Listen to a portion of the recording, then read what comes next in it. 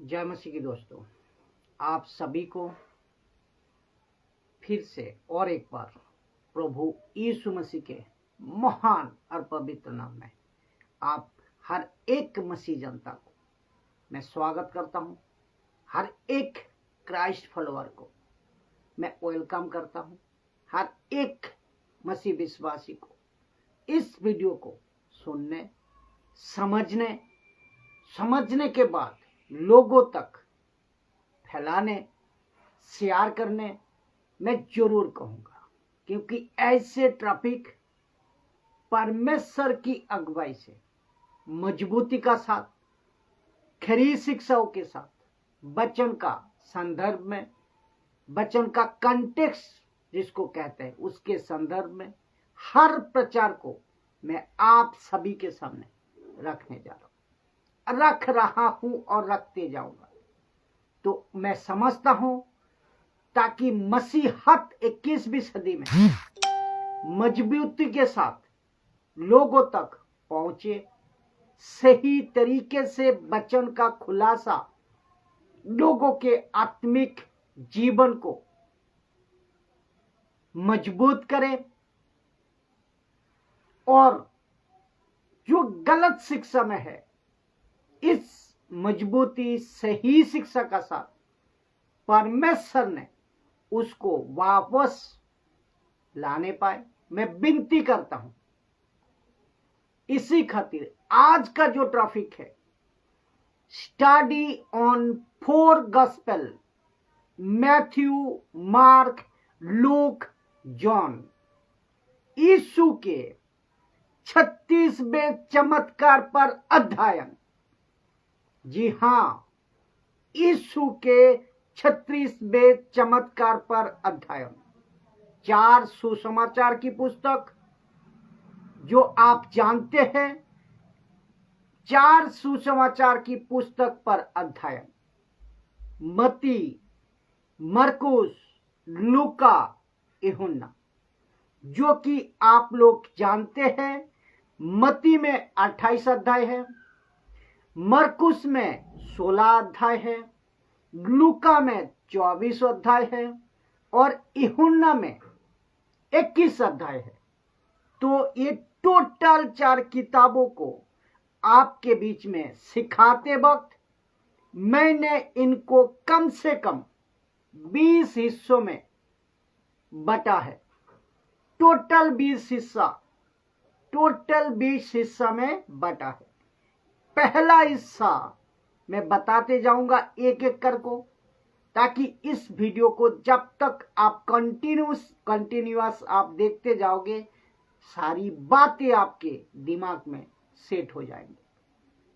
तो पहला हिस्सा यीशु की वंशावली की हिस्सा, दूसरा हिस्सा यीशु का जन्म का हिस्सा, तीसरा हिस्सा यूहन्ना बपतिस्मा देने वाला का हिस्सा, चौथा हिस्सा यीशु के बपतिस्मा का हिस्सा, पांचवा हिस्सा यीशु की परीक्षा की हिस्सा, छठवां हिस्सा यीशु के घोषणा करने का हिस्सा जो कि गलील में, सातवां हिस्सा यीशु के चेलों को बुलाने का हिस्सा, आठवां हिस्सा यीशु का पहाड़ी उपदेश का हिस्सा, नौवां हिस्सा यीशु की चमत्कारों का हिस्सा, 10वां हिस्सा यीशु के शिक्षाओं का हिस्सा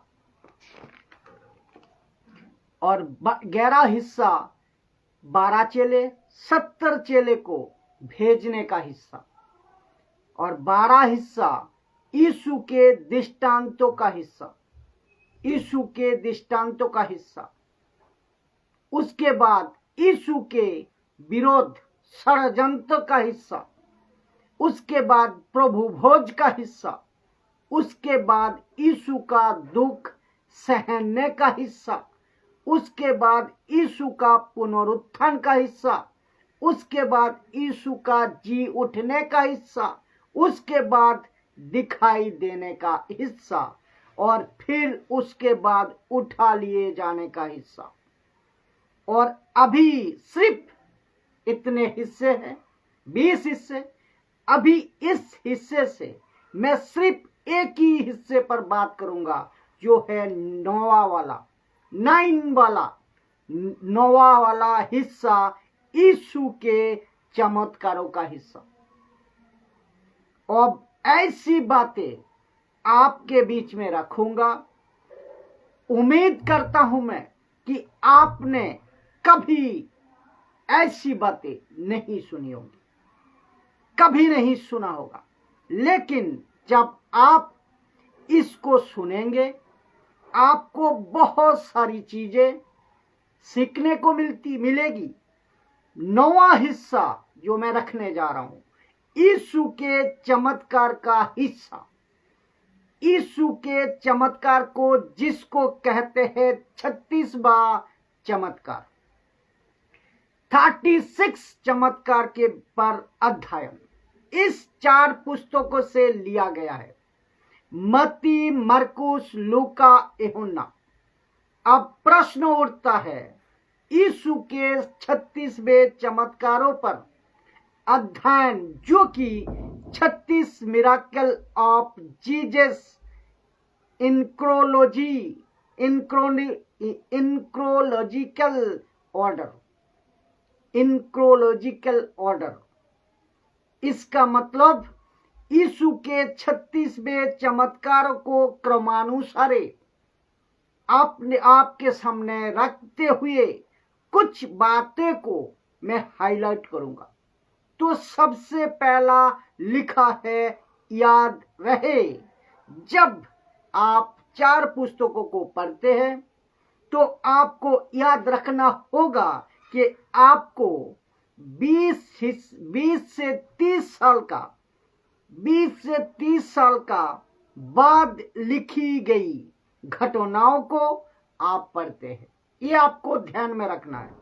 तो मैं दोबारा कहता हूं इसको, मत्ती की किताब, मरकुस की किताब, लूका की किताब, यूहन्ना की किताब, इसको जब लिखा गया था मानव जाति के लिए, इतिहास के अंदर, जिसको हम बाइबल कहते हैं, जिसको ग्रीक भाषा में बिबलिया कहते हैं।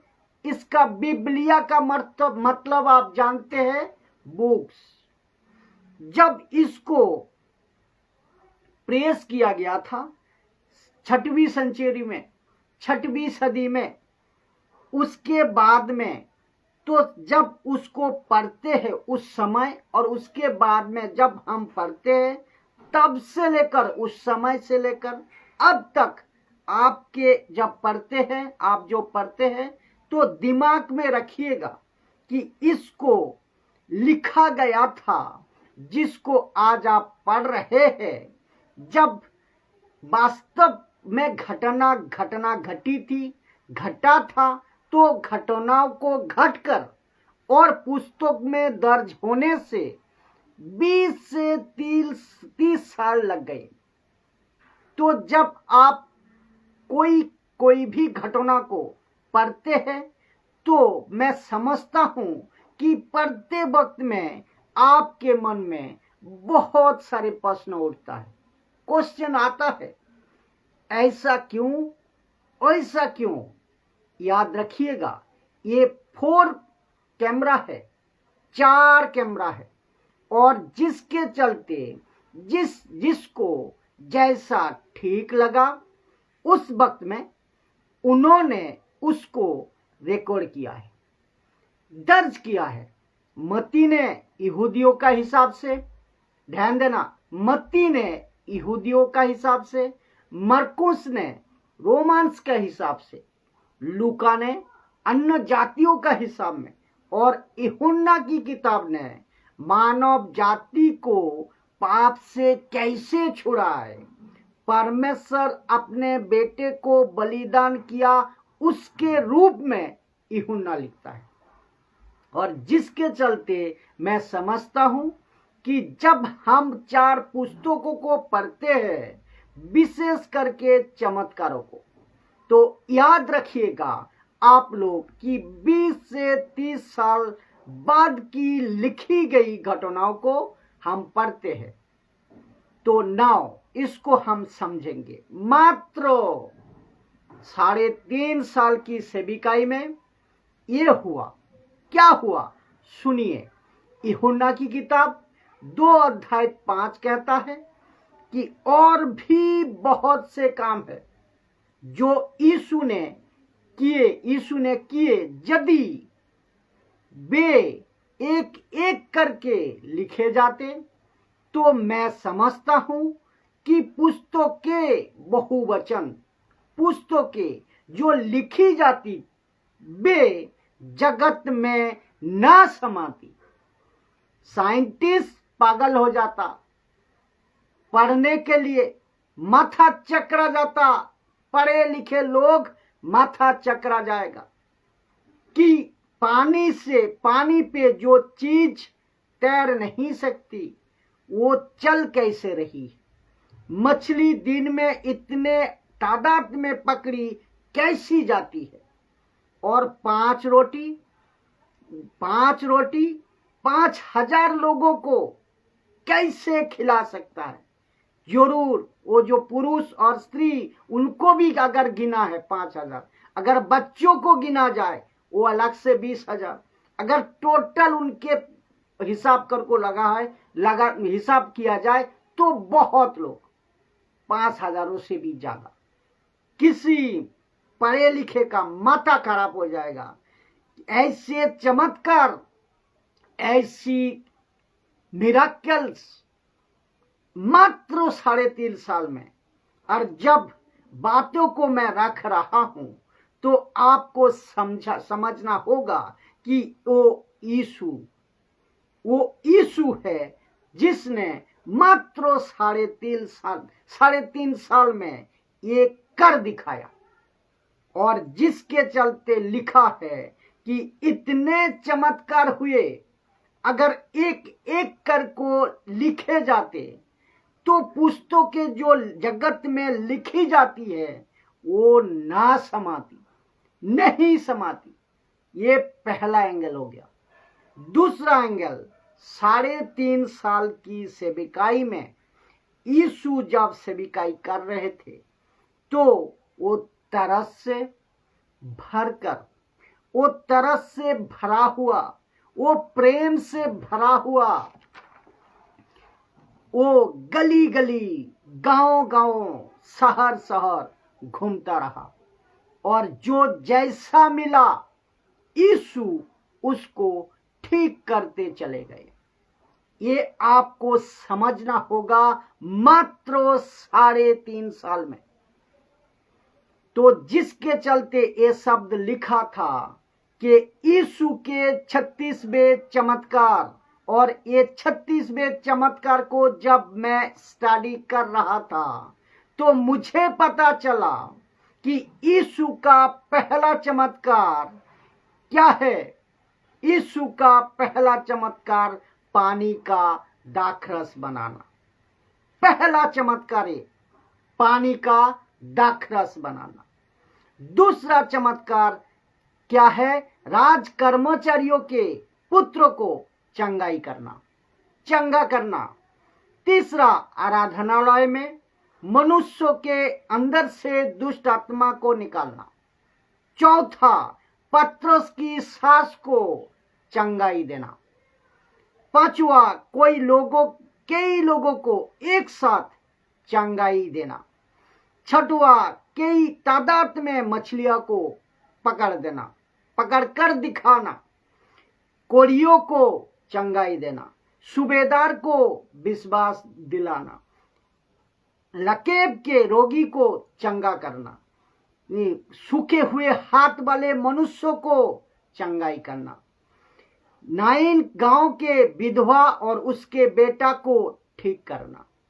आंधी और तूफान को शांत करना। 6,000 दुष्टात्माओं को निकालना और आयार की बेटी को जिंदा करना। लोहू बहने वाली औरत स्त्री को चंगा करना। 2 अंधे को आंखें देना। 1 गूंगे को चंगा करना। 38 वर्ष के रोगी को चंगा करना, 5,000 को खिला देना, और गदसरत में कईयों ने वस्त्रों को छुआ और चंगाई देता चला गया। और कनानी स्त्री की बेटी की अंदर से दुष्ट आत्मा को निकालना, बहरे और हकले व्यक्ति को चंगा करना, बहरे और हकले व्यक्ति को चंगा करना, 4,000 लोगों को फिर खाना खिलाना, आंखों में थूक कर अंधे को चंगा करना, आंखों में कीचड़ लगाकर चंगा किया। और एक मिसी के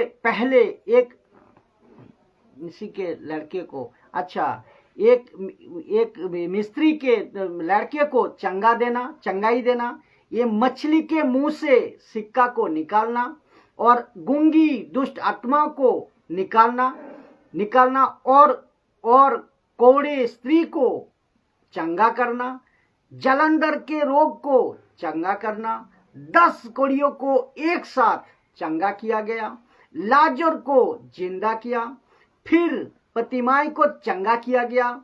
उसके बाद अंजीर के पेड़ को श्राप देना, सिपाही का कान जब काट दिया गया था तो उसको ठीक करना, और जो 136वां और क्या है, एक है जो 153 बड़ी मछलियों का चमत्कार करना। एक एक कर को चमत्कार यीशु ने करते चले गए। तो और मैं एक एक चमत्कार पर मैं आप लोगों से बात करूंगा, इसीलिए कहा कि ये ट्रैफिक लंबा चलेगा, लेकिन हर चमत्कार पर हम कुछ ना कुछ सीखेंगे,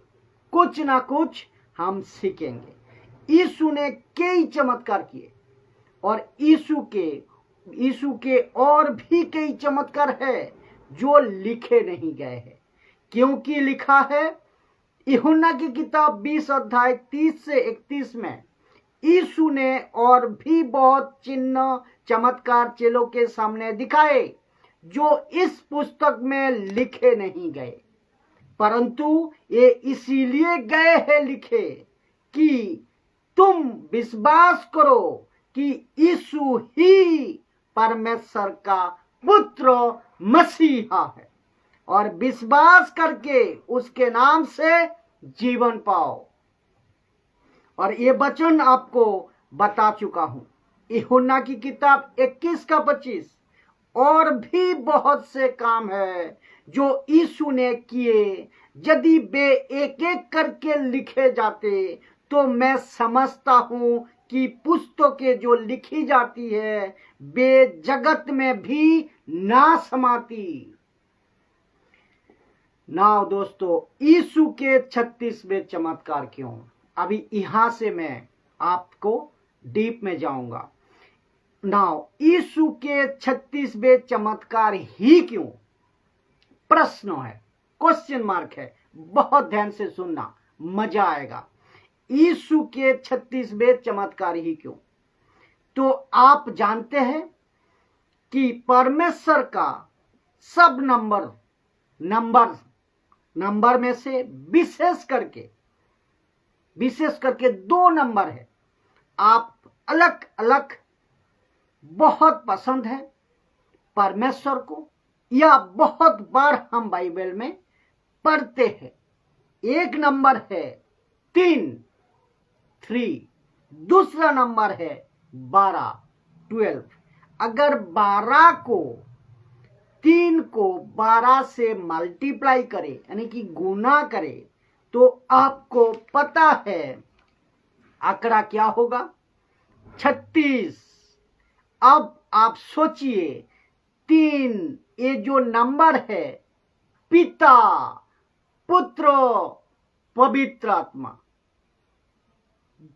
ये आपको समझना होगा। और तीसरे दिन उनको पवित्र करो, ये भी लिखा है। 3 दिन बाद या 3-3-3 आप कई बार बाइबल में पढ़ते हैं, तो 3 साल आप कई बार बाइबल में पढ़ते हैं।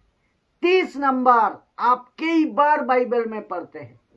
अब 12 नंबर, 12 ट्राइब है, 12 फाटक है स्वर्ग में, 12 चेले है, 12 प्राचीन है, 12 + 12 2400 सिंहासन।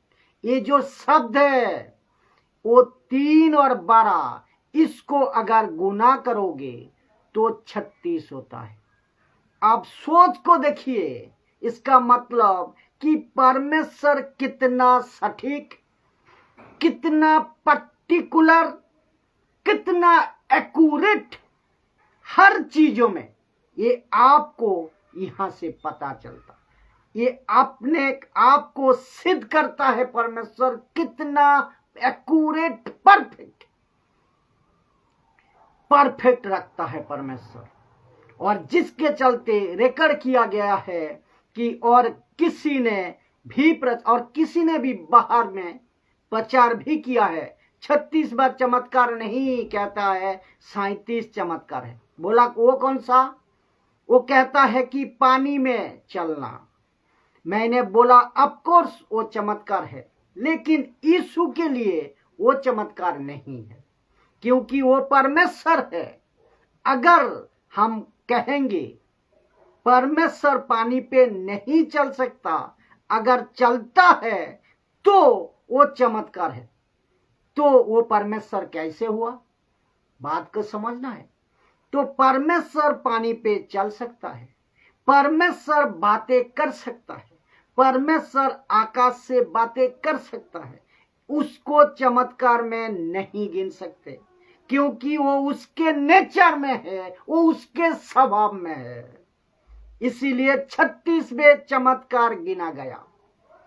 9 अभी यीशु के 36 के चमत्कारों को 4 हिस्सों में बांटा जा सकता है।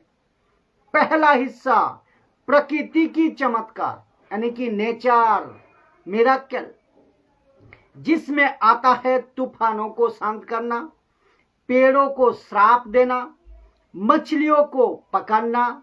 ये है नेचर का चमत्कार, नेचर का मिरेकल्स या प्रकृति की चमत्कार।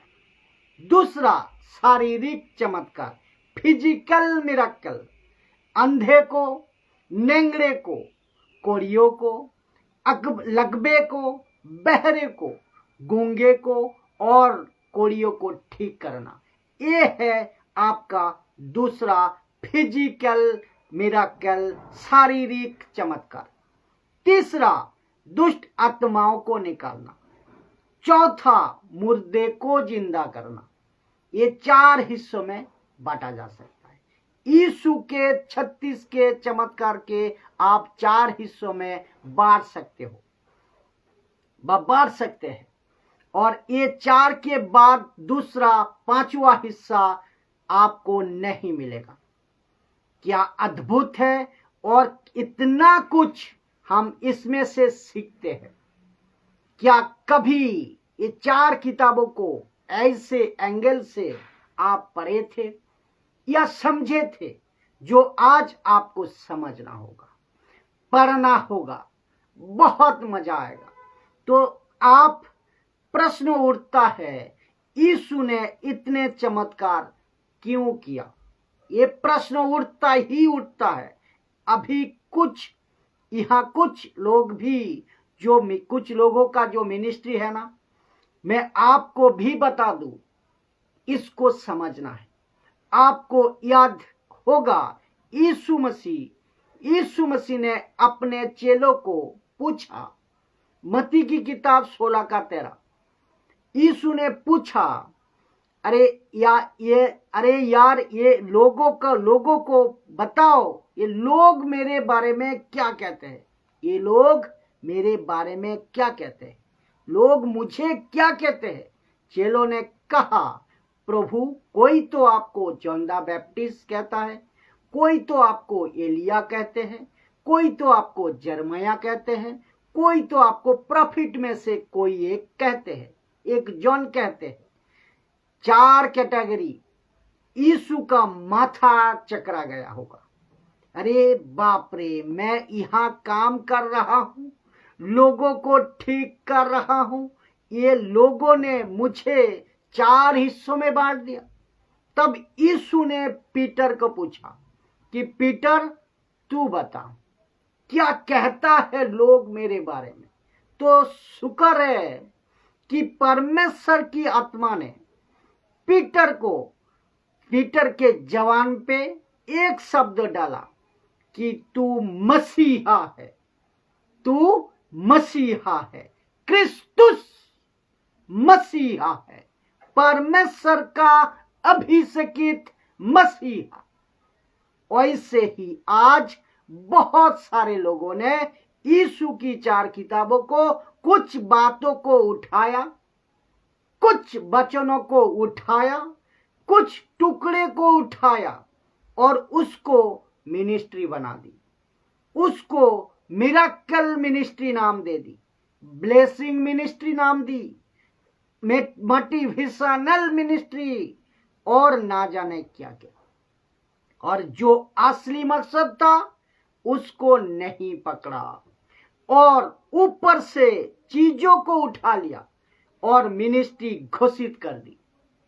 तो इन पे तो हंसी आती है, लेकिन प्रश्न उठता है, असली मकसद कहां है? असली मकसद कहां है?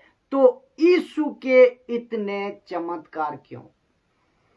आपको मैं एक शब्द बताता हूं। लिखा है 1 करंथियों 1:22 में, 1 करंथियन 1:22 में लिखा है, यहूदी तो चिन्ह चाहता है, यहूदी तो चिन्ह चाहता है, उनको मिरेकल चाहिए था। आपको याद होगा, इस्राएली जब मूसा गया तो लोगों ने पूछा, और मूसा भी पूछा, अगर मैं गया तो 6 लाख लोग अगर मुझे पूछे किसने भेजा है, तब परमेश्वर कहता है कुछ चिन्ह दिखा देना। उस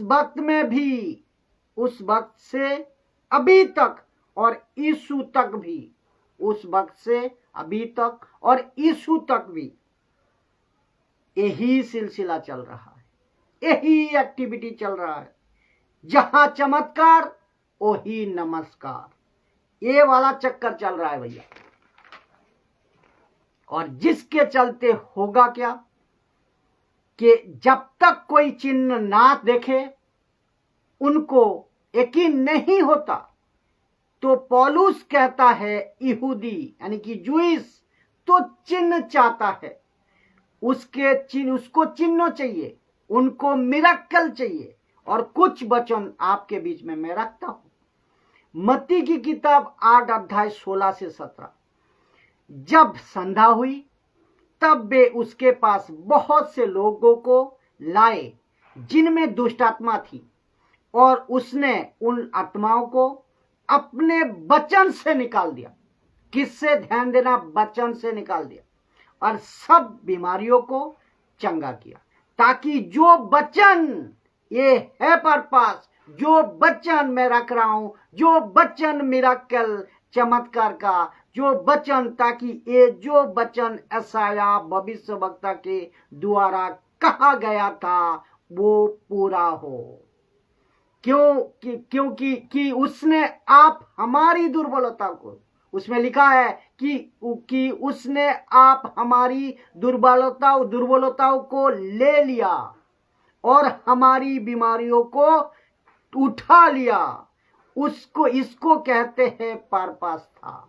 मिरेकल का पर्पस ये था, क्योंकि चमत्कार ये पर्पस था। पर्पस क्या है? यहूदी चिन्ह चाहता है। पर्पस क्या है? कि एक प्रोफेसी पूरी करनी थी। कुछ लोग कहते हैं यीशु मसीह जगत में आए, मिरेकल मिरेकल मिरेकल। तो कुछ लोगों ने इसको क्या कर दिया? मिरेकल वाली मिनिस्ट्री स्टार्ट कर दी। लेकिन उनको नहीं पता कि मिराकल की पीछे का मकसद, मिराकल की पीछे की पर्पस क्या है। यीशु कभी भी मिराकल कर सकता है, कभी भी, अभी प्रेजेंट राइट नाउ मुर्दे को जिंदा कर सकता है। ऐसे ऐसे कर सकता है, चुटकी में ऐसे। क्यों कुछ भी कर सकता है, उसके लिए कुछ भी असंभव नहीं है। लेकिन हर चमत्कार के पीछे पर्पस होना चाहिए। हम बाबा थोड़ी ना है। जरा आप लोग सोचिए कि किस तरह की मेंटालिटी, किस तरह की विचारधारा लोगों में आज है। उनको ऐसा चमत्कार किए हैं तो उसको एक मिनिस्ट्री बना दिया। काम करना वो शुरू करो, लेकिन नहीं आपको समझ पाया कि चमत्कार क्यों हुए थे। नहीं इनको समझ आती है क्यों चमत्कार क्यों किए थे, चमत्कार क्यों हुए थे।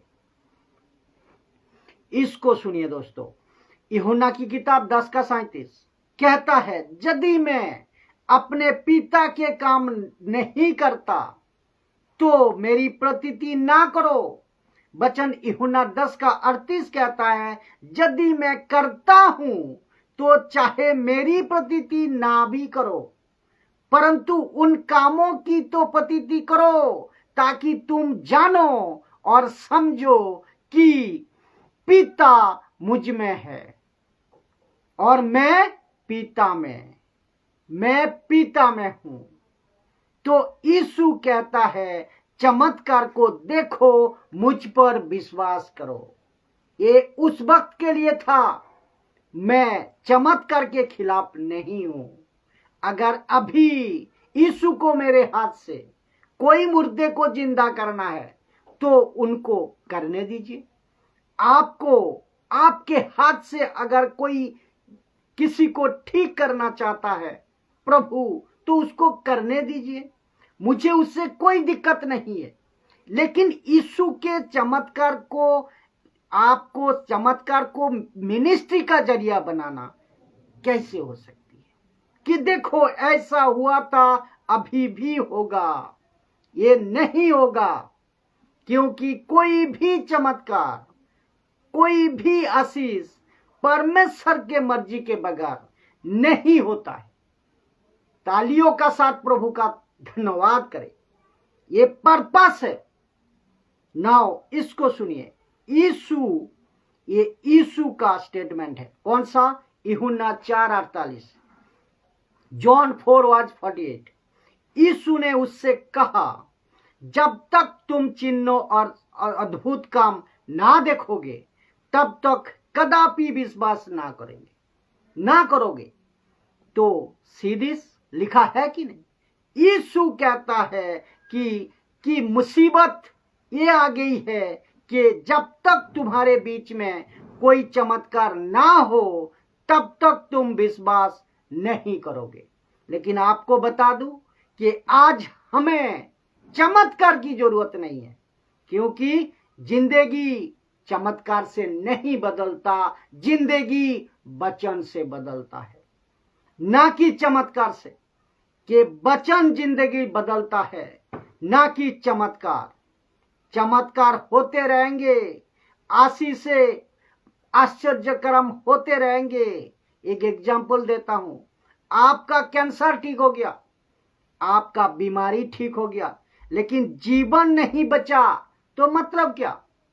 एक व्यक्ति था 38 साल का, ठीक हो गया, लेकिन आपको पता है यीशु ने क्या कहा?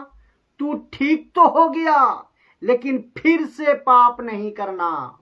इसका मतलब कि सिर्फ चमत्कार काफी नहीं है, जिंदगी बदलना काफी है। नाउ यीशु का पहला चमत्कार। अभी मैं 3 चमत्कार को एक एक कर को रखते जाऊंगा, बने रहे। यीशु का पहला चमत्कार। अब यहां से मैं शुरू कर रहा हूं।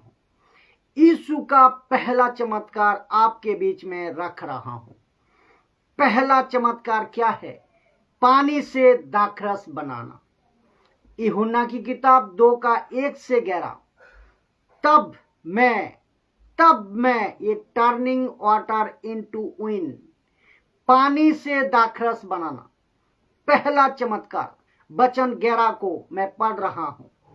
यूहन्ना की किताब 2:11। यीशु ने गलील के काना में अपना ये पहला चिन्ह दिखाकर अपनी महिमा प्रकट की, पहला, और उसके चेलों ने उस पर विश्वास किया। और आप सभी जानते हैं कि ये क्या हुआ था। यीशु को इनवाइटेड किया गया था, यीशु को इमिटेशन दिया गया था, उसके माँ को इमिटेशन दिया गया था। वो सारे के सारे उसमें गए थे। कहाँ? रिलेटिव की शादी थी, ये सारे के सारे लोग गए थे। तब यीशु ने वहां गए और माँ ने कहा यीशु से, दाखरस घट गई है, खत्म हो गई है, कम हो गई है, तो आप कुछ करिए। यीशु ने क्या कहा? मेरा वक्त नहीं आया। उसने कहा मेरा वक्त नहीं आया, तो मैं काम करूंगा। और वाकई में परमेश्वर का उस टाइम वक्त नहीं आया था। लेकिन मरियम ने उनके चेलों से कहा कि वो जो कहता है वो ही करना। तो अगर आपको पता है, 6 मटके थे वहां रखे थे पानी, 6 मटके को पानी से भरो और उसके ऊपर पूरे पानी भर दो। और यीशु ने कहा पानी भरने का बाद जाकर उसको पिलाओ। तो जिस प्रधानों ने चखा, जैसे ही उसने चखा, उसको ये पानी पिछले यानी कि जो पहले पिया था उसके भी ज्यादा स्वादिष्ट, उससे भी ज्यादा अच्छा। और उसने कहा कि अब तक उत्तम दाखरस कहाँ रखा था। क्योंकि अक्सर में क्या होता है, लोग शादी में अक्सर ऐसा करते हैं कि पहले अच्छा पिलाते हैं और बाद में जब लोग पीकर थक जाते हैं तो उसके बाद में साधारण पिलाते हैं। लेकिन यीशु ने सिस्टम बदला। उन्होंने कहा कि मेरा फर्स्ट बेहतर होगा। अगर आप सोच के देखिए, अगर फर्स्ट बेहतर है तो अंतिम क्या होगा। और उस वक्त यीशु ने पहला चमत्कार कर दिखाया, जिसको रिकॉर्ड किया गया कि ये पहला चमत्कार है। नाउ अभी इस चमत्कार से मैंने क्या बताया था, हर एक चमत्कार से हम कुछ सीखेंगे। तो आओ अभी इस चमत्कार से हम क्या सीख सकते हैं? Question mark. मैंने कहा था ना, एक एक चमत्कार पर हम कुछ ऐसे सीखेंगे। तो पहला, पानी बेस्वाद था, स्वादिष्ट बना दिया। दूसरा, पानी बेरंग था, रंगदार बना दिया। तीसरा, पानी में कोई खुशबू नहीं थी, खुशबूदार बना दिया। पानी की कोई पहचान नहीं थी, एक पहचान दे दी। ये 4 चीजें उस दिन ये पहला चमत्कार में हुआ था। मैं रखूंगा, बहुत गजब की बातें हैं। 4 चीजें ये हुआ था। तो यीशु के पहला चमत्कार से हम क्या सीख सकते हैं? पानी जो बेस्वाद था वो स्वादिष्ट बना दिया। पानी बेरंग था वो रंगदार बना दिया। पानी में कोई खुशबू नहीं थी लेकिन वो खुशबू बना दिया। पानी की कोई पहचान नहीं थी लेकिन एक पहचान दे दी। और वैसे ही आप और हम, वैसे ही मैं, वैसे ही हम, कभी बेस्वाद था, हम कभी बेरंग था, हम कभी बेस्वादिष्ट था, खुशबू हम में नहीं थी, हमारे भीतर खुशबू नहीं थी, हमारी कोई पहचान नहीं थी। लेकिन आपको पता है स्वादिष्ट बना दिया।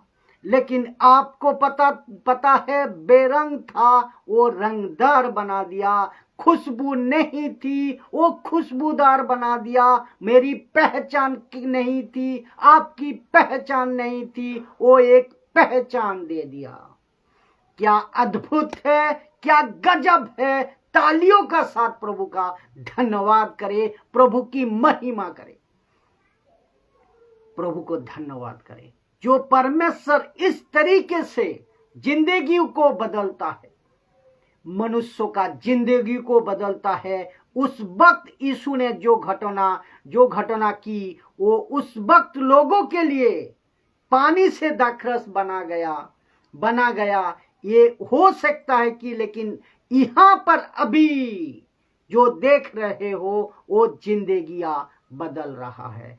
कैसे जिंदगी आप बदल रहा है, ये यहाँ आप कैसे बांध रहे हो, ये आपको समझना होगा। जो कहता है बेस्वाद था वो स्वादिष्ट बना दिया, जो रंगदार नहीं था वो रंगदार बना दिया, जो खुशबूदार नहीं था वो खुशबूदार बना दिया, जिसकी कोई पहचान नहीं थी वो पहचान दे दी। जी हाँ, ये चीजें यीशु मसीह आपके और मेरे साथ करता है, जिसको कहता है पहला चमत्कार।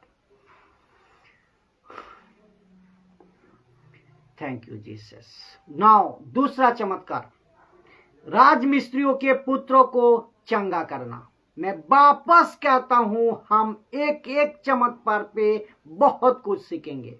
एक व्यक्ति था राजकर्मचारी, उसके पुत्र बीमार था। आइए सुनते हैं कहां लिखा है। यूहन्ना की किताब 4:45 में। जब वहां गलील में आया तो गलीली आनंद के साथ उससे मिले। गलीली आनंद के साथ उससे मिले, यानी कि यीशु से मिले। क्यों? जितने काम उसने यरूशलेम में पर्व के समय किए थे उन्होंने उन सब को देखा था, क्योंकि वे भी पर्व में गए थे। वचन 4:46, यूहन्ना 4:46 लिखा है, कहता है, तब वहां फिर गलील के काना में आया, जहां उसने पानी को दाखरस बनाया था। राजा का कर्मचारियों भी था, जिसका पुत्र कफरनाहुम में बीमार था। और आपको पता होगा इसको कफरनाहुम, जिसको शब्द इंग्लिश शब्द आता है कैफ्रम, CAFROM, कैफ्रम। और वचन 4:47 कहता है, वो यह सुनकर कि यीशु यहूदिया से गलील में आ गया है, उसके पास गया, उससे विनती करने लगा कि चलकर मेरे पुत्र को चंगा कर दे, क्योंकि वो मरने पर था। तो मत्ती के 8वां अध्याय के सूबेदार जो था, जिसने अपने सेवकों के लिए कहा, और यहाँ एक राजकर्मचारी इसने अपने बेटे के लिए कहा। तो ये दोनों फर्क को आपको समझना होगा, एक नहीं मिलाना, दोनों अलग अलग है, ठीक है। उसके बाद कहा कि चलकर उसको चंगा कर दे। क्यों? क्योंकि वो मरने पर था। अब वचन को सुनिए, यूहन्ना 4:48, यीशु ने उससे कहा, जब तक तुम चिन्ह और अद्भुत काम ना देखोगे तब तक तुम कदापि विश्वास ना करोगे। तो चिन्ह और चमत्कार का पीछे मकसद क्या था? वहां भी मैंने पढ़वाया, विश्वास, मसीह पर विश्वास करें, यीशु पर विश्वास करें। चमत्कार का मतलब, मकसद यही था। यहां भी साफ लिखा है कि देखो, यूहन्ना 4:48 में यीशु ने उससे कहा, जब तक तुम चिन्ह और अद्भुत काम ना देखोगे तब तक तुम कदापि ना विश्वास करोगे। क्योंकि यीशु मसीह यहूदियों में से था, यहूदियों में थे था, गलील में था, शास्त्री फरीसियों के बीच में था। वचन 48 का वचन 4 का 49 कहता है, राजा के कर्मचारी ने उससे कहा, हे प्रभु, मेरे बालक की मृत्यु होने से पहले चल। लिखा है ना, राजा के कर्मचारी ने उससे कहा, हे प्रभु, मेरे बालक की मृत्यु होने से पहले चल। वचन 50 कहता है, यीशु ने उससे कहा जा, तेरा पुत्र जीवित है, तू जा, तेरा पुत्र जीवित है। उस मनुष्य ने यीशु की कही हुई बात की प्रतीति की और चला गया। वचन 51 कहता है, देखिए, कहता है, वो मार्ग में जा रहा था, मार्ग में जा रहा था, यानी कि रास्ते में जा रहा था। ये सुनकर कि यीशु ने कहा तू जा, और वो रास्ते में प्रतीति कर लिया, मान लिया और जा रहा था रास्ते में, और कि उसके दास जा रहा था कि उसके दास उससे आ मिले, उसके दास उससे आ मिले और कहने लगे कि तेरा लड़का जीवित है। इसका मतलब क्या है? तेरा लड़का जीवित है, तेरा लड़का मरने पर था, वो ठीक हो गया, वो बीमार था, वो अच्छा हो गया, वो पानी नहीं पी रहा था, वो पीने लगा, खाना नहीं खा रहा था, वो खाने लगा, नहीं खेल रहा था, वो खेलने लगा। बोला ये कब हुआ? वचन 52 में कहता है, 52 में पूछा कि उसने पूछा कि किस घड़ी वे अच्छा होने लगा, किस घड़ी? उसने कहा कि कल 7वें घंटे में उसका जेबर माने कि बुखार उतर गया। तब उसको पता चला, किसको? राजकर्मचारियों को पता चला कि वचन यूहन्ना का 4 का 53 में लिखा है, तब पिता जान गया, तब उस लड़के का पिता जान गया कि ये उसी घड़ी हुआ जिस घड़ी यीशु ने उससे कहा तेरा पुत्र जीवित है, और उसने और उसके सारे घराने विश्वास किया। यहाँ पे चमत्कारी का मतलब क्या है? चमत्कारी का मतलब विश्वास किया। मकसद है ये, पर्पस है ये। इसका मतलब क्या है? यीशु ने जैसे ही कहा जा, तेरा पुत्र जीवित है, द सेम मोमेंट, उसी घड़ी उसका बच्चा बेटा ठीक हो गया, उसके सारे घराना विश्वास किया। ये है मकसद साहब। वचन 4 का 54, ये दूसरा आश्चर्यक्रम था। ठीक है, उसके बाद तो इससे हम क्या सीखेंगे? तो यीशु ने यहूदिया से गलील में आकर किया, दिखाया। ठीक है, ये दूसरा।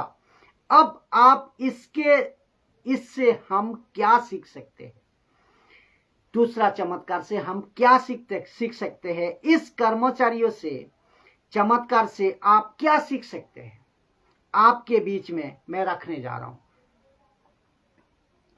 आपके बीच में मैं रखने जा रहा हूं। और एक चीज बता दूं, जब मैं पतरस के सास के पास आऊंगा तो यीशु को ये कर्मचारी कहता है मेरे घर चल, लेकिन यीशु ने नहीं गया। ठीक है, लेकिन जब पतरस की सास बीमार थी, यीशु ने उसके घर गया। मैं उसको भी बताऊंगा उसका वजह क्या है।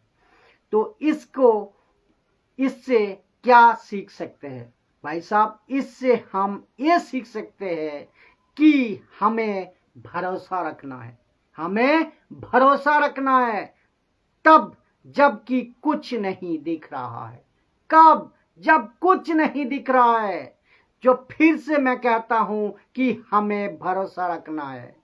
कब? जब कुछ नहीं दिख रहा है, कुछ नहीं आपको समझ आ रही है, क्योंकि इस व्यक्ति को यहां पर कुछ नहीं दिख रहा था। इस व्यक्ति को यीशु ने कहा सिर्फ तू जा, तू तेरा बेटा ठीक है, जा, तेरा बेटा ठीक जीवित है। और उसने पूछा कब मेरा बच्चा ठीक हो गया? उसने कहा कि कल 7 बजे, 7 घंटे। ये दूसरा चमत्कार है। इसका मतलब है कि मुझे और आपको, जितने भी मसीह लोग हैं, मैं आप सभी को कहना चाहता हूं कि मुझको और आपको सीखना होगा कि प्रभु कुछ चीजें नहीं दिख रही है, कि प्रभु कुछ चीजें नहीं दिख रही है। मेरी नखरी नहीं है, मेरा पास घर नहीं है, मेरा पास पैसा नहीं है, मेरे पास अच्छा खाना नहीं है, कुछ बीमारी में ग्रसित है, मेरा पोजीशन ठीक नहीं है, कुछ समझ नहीं आ रही है, कुछ दिख नहीं रही है, मेरा सक्सेस नहीं दिख रहा है, मेरी शादी नहीं हो रही है, अलाना फलाना, मेरा मतलब जीवन में कुछ भी नहीं दिख रहा है। और सब कुछ, और जब कुछ नहीं दिख रहा होता तो यीशु कहता है कि जी तेरा बेटा जिंदा है। जब कुछ नहीं दिख रहा है तब यीशु कहता है तेरा बेटा जिंदा है। तो उस वक्त में राजाओं का कर्मचारी ने विश्वास किया। यस, किया कि नहीं किया? किया। आपने जो कहा वो होगा। प्रभु आपने जो कहा वो होगा। तो आपको पता है, हमको भी और आपको भी सीखना होगा। दिक्कत क्या है पता है? कि बहुत सारे लोग वक्त से पहले उनको भरोसा नहीं करना, उसको भरोसा नहीं करना और दूसरे को विश्वास नहीं करना। पहली बात उनको भरोसा नहीं करना, दूसरी बात उनको विश्वास नहीं करना, तीसरी बात उसको धीरज रखना नहीं। मैं मसीहों की बात कर रहा हूं। पहली बात तो वो भरोसा नहीं करना होता है उसको। दूसरी बात होता है वो विश्वास नहीं करना। तीसरी बात होता है धीरज रखना। ये नहीं करना उसको, और उसको ऐसा लगता है कि लकड़ी मारो, काम दिखाओ, ये नहीं होगा। आपको धीरज रखना है दोस्तों, आपको विश्वास रखना है दोस्तों, आपको भरोसा रखना है प्रभु पर। प्रभु की अभी नहीं तो कल नहीं तो परसों, आप जैसे कहोगे, आप जैसे चलाओगे प्रभु, ऐसे बर्दाश्त है कि आपको वेट करना है। और लिखा है कि तब जब कुछ नहीं दिख रहा होगा तब चमत्कार। क्या बात है दोस्तों। तीसरा लास्ट पॉइंट, इसको बताकर मैं समाप्ति करूंगा। ठीक है, तीसरा चमत्कार। तीसरा, आराधनालय में एक मनुष्य जो दुष्ट आत्मा से ग्रस्त था। वचन को पढ़ते हैं। मरकुस की किताब 1:21 लिखा है, 1:21 से 27, और लूका की किताब 4:31 से 36। इसको ध्यान देना, दोनों वचन एक है। मरकुस की किताब 1 अध्याय 21 से 27 तक, लूका की किताब 4 अध्याय 31 से 36 तक। दोनों घटना एक ही है, दो अलग अलग जगह पर लिखा है। ठीक है ना। जो पहला चमत्कार किए हैं, जो मैंने आपको बताया पानी से दाखरस, वो सिर्फ यूहन्ना की किताब में है। दूसरा मत्ती, मरकुस, लूका कहीं पे भी नहीं है, सिर्फ यूहन्ना की किताब में है। ये ध्यान रखना ठीक से। तो ये है जो पुस्तकों में लिखा है कि मरकुस की 1 अध्याय 21 से 27 लिखा है, बे कफरनहूम में आए और वो तुरंत सब्त के दिन सभा के घर में जाकर उपदेश करने लगे। याद रखो, सब्त के दिन। ठीक है, वचन 22, और लोग उसके उपदेश से चकित हुए, क्योंकि वो उन्हें शास्त्रियों की नाई नहीं परंतु अधिकार की नाई उपदेश देता था यीशु। और अब क्या हुआ देख लीजिएगा। वचन 23 कहता है, यीशु प्रचार कर रहे हैं, लेकिन अचानक कुछ होता है। वचन 23, अचानक कुछ होता है लिखा है, और उसी समय उनकी सभा के घर में एक मनुष्य था जिसमें एक अशुद्ध आत्मा थी। और वचन 24, उसने चिल्लाकर कहा, हे यीशु नसरी, हमें तुझसे क्या काम? क्या तू हमें नाश करने आया है? मैं तुझे जानता हूं, तू कौन है? परमेश्वर का पवित्र जन। ये परमेश्वर का पवित्र जन कौन है, मैं उसका अलग एंगल भी दूंगा। मैं ऑलरेडी ये एक्चुअली दुष्ट आत्मा कैसा कह रहे थे, पवित्र जन का मतलब कौन, बाद में मैं इससे बात करूंगा। वचन 25, यीशु ने उससे डांट कर कहा, यीशु ने उसे डांट कर कहा, चुप रहा, चुप कर। आजकल क्या हो रहा है दोस्तों, मिनिस्ट्री में, पंजाब में, जो दुष्ट आत्मा से सेवकों बात कर रही है, पास्टर्स, मेंबर, लेकिन यीशु कहता है दुष्ट आत्मा को चुप रहो। लेकिन कुछ ऐसी मिनिस्ट्री है, वो कहता है दुष्ट आत्मा को कहती है, बोलो, तुमको क्या बोलना है। आप सोच को देखिए, क्या गलत और वचनों का कितना उल्टा इंटरप्रेट किया जा रहा है। इतना विरोध है वचन, कितना विरोध है, उसका अपोजिट है, टोटली विपरीत है। मैं फिर से कहता हूं, कुछ लोग पूछते हैं कि दुष्ट आत्मा या शैतान, बात कर, और यीशु कहता है यहां पर चुप रहा। ये लोग कहते हैं बात कर, टोटल पूरा अपोजिट है वचन। तो जितने भी ऐसे लोगों को ये मैसेज पहुंच रही है, बी केयरफुल, मैं कहता हूं। ऐसे बहुत कलीसिया जो दुष्ट आत्माओं से भरा पड़ा है, भरा रहता है चर्च। दुष्ट आत्माएं हंसती रहती है, दुष्ट आत्माएं नाचती रहती है। पास्टर, सेवक और लेडीज प्रचारक पूछती है, तुम कहां से आए हो, जाओगी कहां?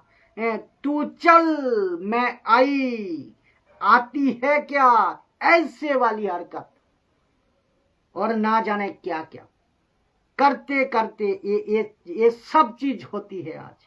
और जिसके चलते समझ में नहीं आता ये चल क्या रहा है। यीशु कहता है चुप कर, ये लोग कहता है बात कर। आप खुद समझे तो पूरा वचन का अपोजिट है, विपरीत है ये। नाउ यीशु ने कहा चुप रहे और उनसे कहा निकल जा। और यहां पे क्या कहते थे, यीशु कहते थे निकल जा। वचन तो पढ़ा है ना, आपने सुना है। यीशु कहता है चुप रहा, पहला। दूसरी बात कहता है निकल जा। और यहां यीशु कहता है निकल जा, और यहां कलीसिया के लोग कहता है अंदर आ। तो आप खुद सोचे, पिचर लोग कहते हैं उसको पुलपिट पे ला, यीशु कहता है उसको निकल जा, और पिचर कहता है, प्रचारक कहता है उसको पुलपिट पे ला। और पुलपिट पे लाकर पब्लिक के बीच में लाते हैं, और जिसके चलते पूरी पब्लिक तमाशा देखती है। और जो पब्लिक तमाशा देखती है वो ताली बजाता है, स्पीकर के लिए, पास्टर के लिए, सेवक के लिए, फिर उसको ग्लोरी मिलती है, महिमा मिलती है। तो इसको कहते हैं महिमा चुराना, और इसको कहते हैं महिमा चुराना। ये बकवास है, ये बिल्कुल गलत है, नॉन बिब्लिकल स्टेटमेंट है। इनको बंद करिए, नहीं तो यीशु से खूब पिटोगे। तो फिर से ठीक से समझे, यीशु ने पहला कहा चुप रहा, दूसरा कहा निकल जा। तो वचन 26 को पढ़ते हैं, इसको देखो क्या लिखा है। तब अशुद्ध आत्मा उसको मोड़ कर और बड़े शब्दों से चिल्लाकर उसमें से निकल गए। वचन 27, और इस पर सब लोग आश्चर्य हुए, आपस से वाद विवाद करने लगे कि ये क्या बात है, ये तो कोई नया उपदेश है। ये उपदेश का जो मतलब है ना, डॉक्ट्रिन, उपदेश का मतलब डिटास्को, ग्रीक वर्ड डिटास्को। उपदेश का मतलब टीचिंग, मतलब दुष्ट आत्मा हमारे कंट्रोल में है। यीशु के शब्द में दुष्ट आत्मा पकड़ी जाती है। यीशु कहता है जाओ तो जाना है। यीशु कहता है चुप रहे तो चुप रहना है। तो वहां के लोगों ने गवाही दी, क्या गजब का प्रचारक है, क्या गजब का प्रभु है, क्या गजब का परमेश्वर है। कहता है ये तो उसको कंट्रोल में है। और आगे लिखा है वो अधिकार के साथ अशुद्ध आत्माओं को भी आज्ञा देता है, अधिकार का साथ, और वे उसकी आज्ञा मानती है। तो इस चमत्कार से हम क्या सीख सकते हैं? यीशु का अधिकार कितना है यहां साबित होता है। प्रेरितों का किताब 19:15, पर दुष्ट आत्मा ने उत्तर दिया कि यीशु को मैं जानता हूं और पौलुस को भी मैं जानता हूं, परंतु तुम कौन हो? तो दुष्ट आत्मा को भी पता है कहां नाटक करना है और कहां नाटक नहीं करना है, किसका सुनना है और किसका नहीं सुनना है। तो यीशु का अधिकार, और मैं इनकरेज करता हूं वो सभी पास्टरों से कि दुष्ट आत्माओं से खेलना बंद करो, बंद करिए खेलना, नहीं तो उसका शुरू हुआ तो तुम्हारी खेल खत्म, तुम्हारी हालत खराब हो जाएगी। मरकुस के किताब अभी 1:34 क्या कहता है देखिए, उसने बहुतों को जो नाना प्रकार की बीमारियों से दुखी थे चंगा किया, और बहुत से दुष्ट आत्माओं को निकाला, और दुष्ट आत्माओं को बोलने नहीं दिया क्योंकि वे उसे पहचानती थी। बोलने नहीं दिया, कोई बकवास नहीं। याकूब की किताब 2:19, तुझे विश्वास है कि एक ही परमेश्वर है, तू अच्छा करता है। दुष्ट आत्मा भी विश्वास रखते हैं और थर थर आते हैं। लूका 4:41 कहता है, और दुष्ट आत्मा चिल्लाती और एक कहती हुई कि तू परमेश्वर का पुत्र है। दुष्ट आत्मा चिल्लाती और कहती हुई कि तू परमेश्वर का पुत्र है। बहुतों से निकल गई और वो उन्हें डांटता और बोलने नहीं देता, उन्हें डांटता और बोलने नहीं देता। लेकिन आजकल तुम बोलो ये कहता है, तुम बोलो ये कहता है, डांटता और बोलने नहीं देता, क्योंकि वे जानते थे कि ये मसीहा है। कैसे लग रहा है दोस्तों? तो ऐसे बातें को आप लोग प्लीज शेयर ना करोगे? मैं समझता हूं जितने हो सके बिल्कुल शेयर करें, ताकि सत्य को लोग जाने, भटकने से बचे, सही शिक्षा में मसीह की आत्मिक उन्नति करे, मसीह की देह को, और परमेश्वर की राज्य में खूब बढ़ते जाए, बढ़ चढ़ कर काम करे, प्रचार करे, उपदेश दे और आप सभा करे। जय मसीह की।